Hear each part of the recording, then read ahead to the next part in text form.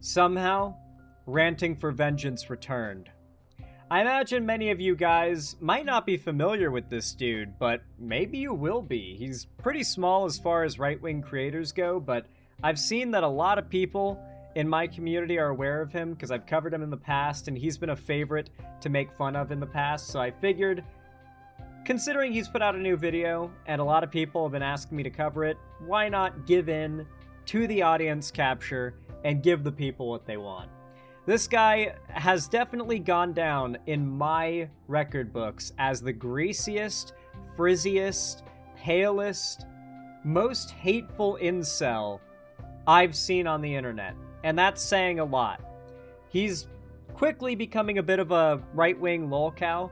And, I mean, man, all he has to do is just be a little less hateful. Like, bro complains about how much he hates women and how much women don't like him in the same breath, and doesn't understand what's wrong with him. For reference, the second highest comment on this video is, "We all know why he hates women," with 226 likes. That is the top comment, the second to top comment on this video. No, it is the top comment. It has the most likes out of any other one. We all know why he hates women. Honestly, I'm gonna like that comment right there. That person just said it all in one single sentence. I love it. Anyway, Ranting for Vengeance, or this guy, yeah, if you found out the weirdo incel 4chan troll who's been threatening you on social media looks like this in real life, would you be surprised? I'm guessing not. Now notice, this is actually a detail I just picked up on. He has mutton chops now. Look at him. He has the long hair as he's always had, but now he's got mutton chops that go all the way down to here. They just kind of blend into his hair. But he's got like all the way down to the jawbone mutton chops. Oh man. Alright, get ready for something that's going to feel beyond parody if you've never seen anything from this guy before. You're gonna wanna grab onto something and prepare yourselves. Let's get right into it. Marvel's Wolverine is confirmed woke slop. So we finally have a trailer for Insomniac's long-awaited Wolverine game, and people are saying it looks great and lives up to the hype. And as a big fan of the character of Wolverine, it does look good to an extent, because throughout all of these trailers and posts, people are leaving out one crucial detail. And I'm not going to clickbait you or try to make you watch the entire video. I'm just going to tell it to you straight. This game is confirmed as feminist garbage. But before I'm intrigued. Tell me more. Before we get into it, if you like these videos and you want to help out the channel, maybe consider subscribing. If you like my videos and want to help out my channel and spite people like this, maybe leave a like and a comment down below and subscribe if you want to see more. Or supporting me over on Patreon. So about the character. When I say I'm a Wolverine fan, I'm not a fan of the Fox X-Men Hugh Jackman Wolverine. That is just not the character. I'm not a fan of the modern comic. Yeah, he's a bit tall. Wolverine. That is nothing like the character. I'm a fan of the real Wolverine from Chris Claremont's full Uncanny X-Men, ranging from the 70s all the way up to the early 90s. Alright, I would pay good money to get the Birdman and this motherfucker in a call on live stream and to have the Birdman quiz his ass on X-Men and Wolverine comics. I think this dude would get caught. I think this dude would get caught posing. A lot of these people have to overstate how much they know about comics. They oftentimes are not as into it as they make themselves out to be. Claremont created a character that was this anti-hero that could only really be found if you were reading underground comics or manga. Wolverine didn't wear a cape. He wasn't some pacifist boy scout. He was like a mix of Batman and Daredevil, where at his minimum he was a I mean, yeah, but wasn't Wolverine's first introduction in a Hulk comic? The Hulk was a pretty big comic back in the day, if I remember right. Like Wolverine was never niche. Like, Wolverine was never a niche hero. Wolverine, like, all the X-Men and the Fantastic Four have basically retained, up until the MCU became a thing, along with Spider-Man, have retained, like, the probably #1 spots in terms of Marvel Comics popularity. Like, the MCU was a big deal because it was adapting some of the lesser popular characters. Like, Iron Man wasn't niche or anything, but he wasn't Fantastic Four popular. You know, the Avengers were a thing, and they were, you know, kind of important and stuff, but they weren't, like, Fantastic Four important, you know? Like, I don't know, I haven't read as much comics as he has, probably, to be fair. I'm not a huge comic reader, though I do watch a lot of videos that explain what happens in these comics, and from what I understand, I think Wolverine was always pretty popular. I don't think Wolverine has ever not been a fan favorite.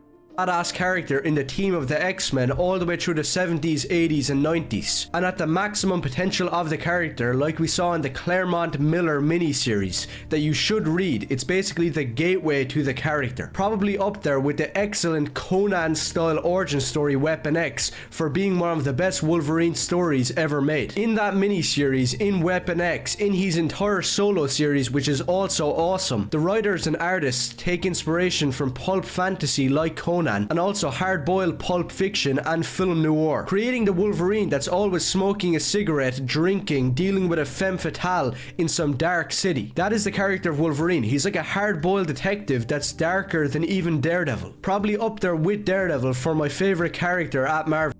Okay, you just yapped for 2 straight minutes just to explain he's a street-level hero, a street-level anti-hero in Marvel Comics. That's...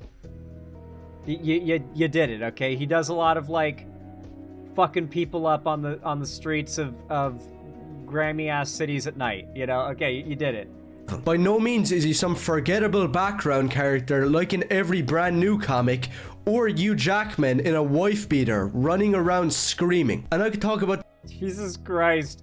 This dude hates Logan.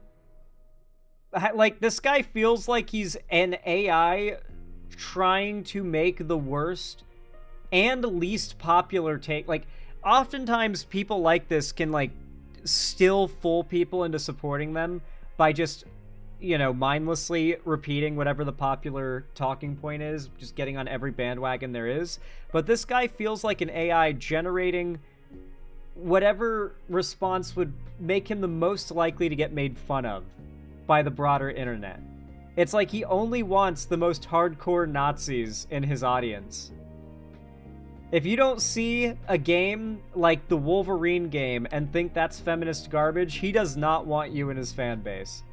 That is wild. The classic comics all day, but I don't know if you want to see that, so if you do, let me know. But that takes me to the Wolverine game, which I'm not really going to be all negative about and say that it looks like total garbage, because it doesn't. As a Wolverine fan, you can't resist that the game is set in Tokyo and Madripoor, 2 locations that are taken straight from the great comics of Wolverine. And that seems to be the case with this game. There's a lot of stuff taken straight from the comics, like the fact that you have the brown and tan suit and the patch suit. And just a quick side note about the patch era of Wolverine. Many people... We're not lampshading the fact that the developers of this game clearly know what they're doing, right? They do this a lot with Rings of Power. A lot of, like, casual Lord of the Rings, like, movie viewers going into Rings of Power will be like, what does half of this even mean? And they'll watch, like a Lord of the Rings lore YouTuber to be like, this show's bad, yada yada. And it'll be like, but these are a bunch of references to the Silmarillion. And they are pretty cool, so we'll point them out. But the show's still bad, but these references are pretty cool. But a lot of people don't pick up on it, and it's a similar thing. It's a similar thing where, like, it's very clearly lampshading that the developers of the game or the creators of said show did their research, are actually passionate about the intellectual property that they're working with, and are constantly signaling to the audience that they are familiar intimately with the source material. They're doing something different, but that the source material is going to have a strong impact on what they're doing. That's what it tells me as a viewer / reader, like, or player if it's a game, right? That's just how I interpret that kind of thing. Do not know what that is, and you shouldn't really call yourself a Wolverine fan if you haven't done the research or even read these comics. Basically, when Wolverine finally got his solo run in the 80s with Well, that's just the definition of gatekeeping. Which is absolutely awesome, by the way. In this underrated run that is great work from Chris Claremont to John Buscema, and later improved upon by G.I. Joe writer Larry Hama and the excellent artist Mark Silvestri, creating a new persona for Wolverine where he didn't wear the brown and tan suit or the yellow and blue one. Instead, he was taking directly from Humphrey Bogart from Casablanca, constantly seen in a white suit smoking with an eye patch. Now, modern comic book fans who have no respect laugh at this and not see. Is he trying to pass this off as like, this is what the character of Wolverine evolved into? Because, correct me if I'm wrong, and I could be wrong, isn't like a big part of Marvel Comics that there are multiple runs, not only consecutively, but simultaneously? And oftentimes the same character will be a totally different character during different runs that are happening at the same time. I know for a fact that up until recently, maybe, sorry, what was I going to say? Up until recently,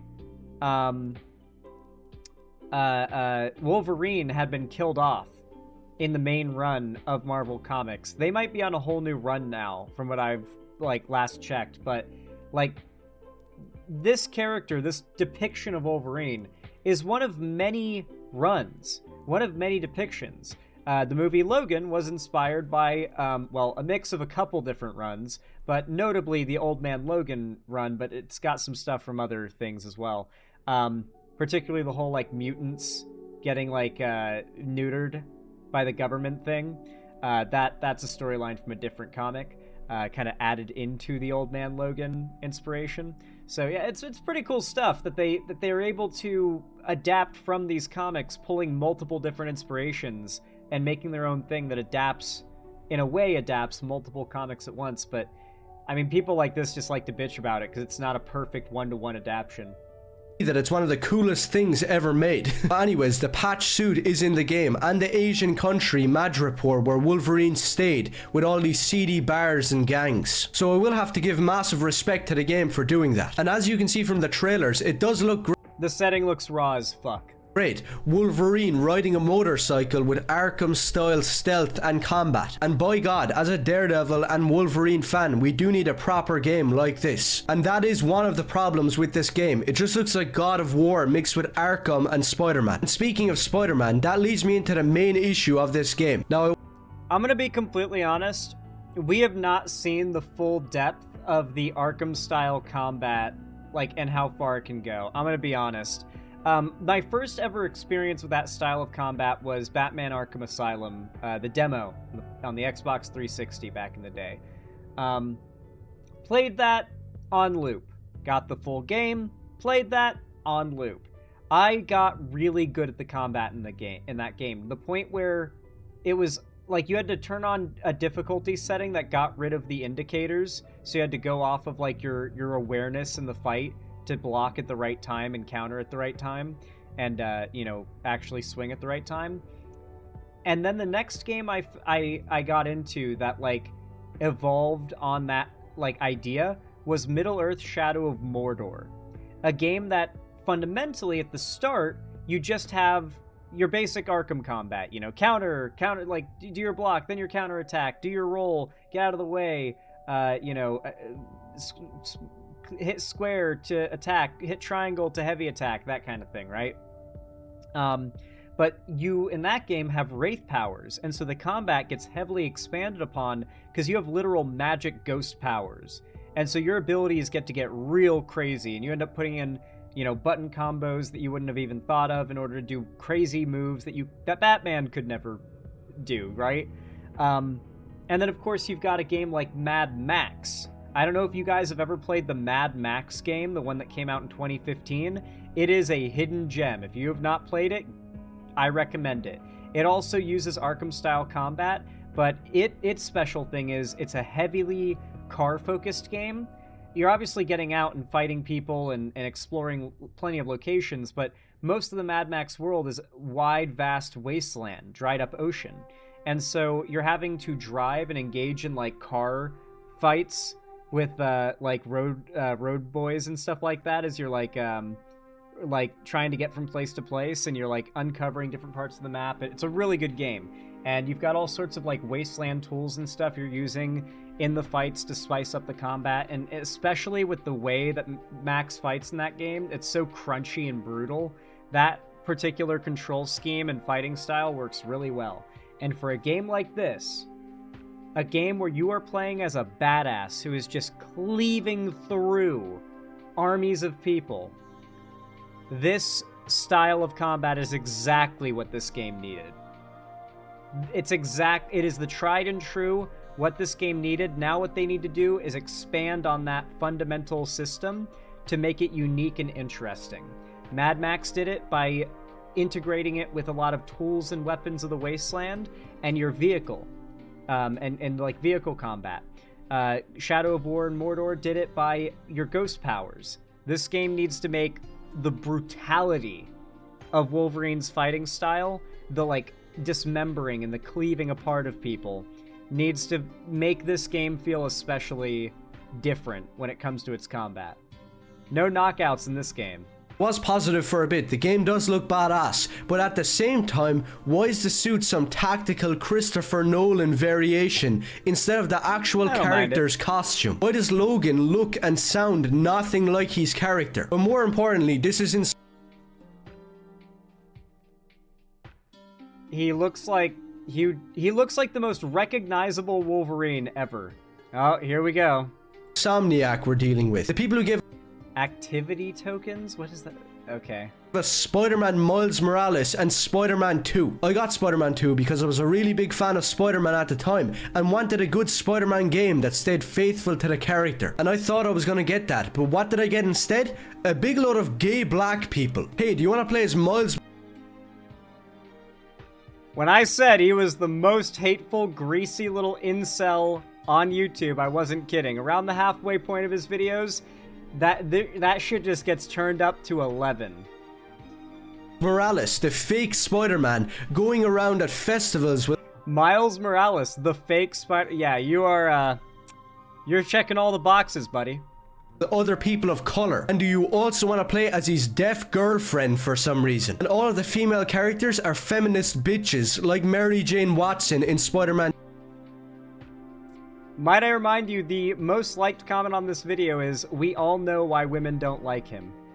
2. So how is that gonna mix? Wolverine, a character who is always dealing with femme fatales like a noir detective, is instead gonna get punched in the nuts by some bitch. And you can already see some of this from I like how he's actively writing fan fiction about a game that he only has everything he's seen of this game, he has nothing but reasons to be excited and to like it, and he's actively making up reasons to be upset at it. Ironically, this is most right-wing culture war content. From the leaks. Now I probably have to watch my words here, or maybe I don't because nobody really gives a crap. But how do I say this without getting myself in trouble? Using the internet, let's just say I borrowed a little sneak peek of Wolverine a few months ago. I'm not lying, I managed to get it up and running, and I'll tell you the truth. Wait, no shot. Is he actually going to try and claim he knows the game is woke garbage because his dad works at Nintendo and he got an early access copy of the game, a leaked copy of the game? Is the game available to pirate early? Is that a thing? Like, if that's like a thing that can be done, then I guess fair enough. But is this very much, like, this is very much a my dad works at Nintendo totally moment, right? Let me see if there's any news stories about this. Wolverine, Insomniac, leaked copy?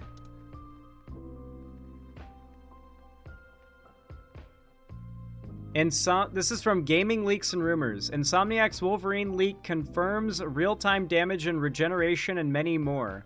Can't wait to see what the final look for this image of the X-Men Origins Wolverine regeneration system, but remastered and reworked to look more visually real. This is going to be great. Okay, there's 2 years ago there were people... Okay, so he's just straight making this up. Yeah. Like, we're at the point now where these grifters are claiming, trust me, guys, trust me. I have a secret copy of the game, and I've played it already, before all of you. Wow. That is shameless. That is beyond shameless. This game is hiding something that it's not showing anybody in any of the trailers. You don't just play as Wolverine in this game, you also have to play as Jean Grey in these 4 sections that go on for way too long. Yeah, nobody's telling you that. I like how he's literally making this up. And also, Jean Grey is Dark Phoenix. Would that not be one of the coolest sections of the game? Like, I don't know. That seems pretty raw if that does happen. A Dark Phoenix section. Also, nothing in that game has seemed to indicate that Jean Grey would have any reason to show up. She is a student at Professor Xavier's Academy in the events of this game, probably. So she would have absolutely no reason to be in Japan or I'm forgetting the name of Madripoor. Like, she'd have no reason to be there, so this just seems like a stretch. This feels like he's trying to be like, oh, they're gonna do the same thing as where you play as the girl in Spider-Man 2 again. He's trying to, like, use the fact that there was something like that in a previously released game to sell the lie that he knows it's gonna happen in this upcoming game. And Jean Grey is not a feminist character, but knowing Insomniac, they're gonna make her insufferable. And also, the game is called Wolverine. Why am I playing as 2 different characters? Literally, right now, I'll tell you from first-hand experience, the Logan in this game is weak and gay and not at all masculine. You know?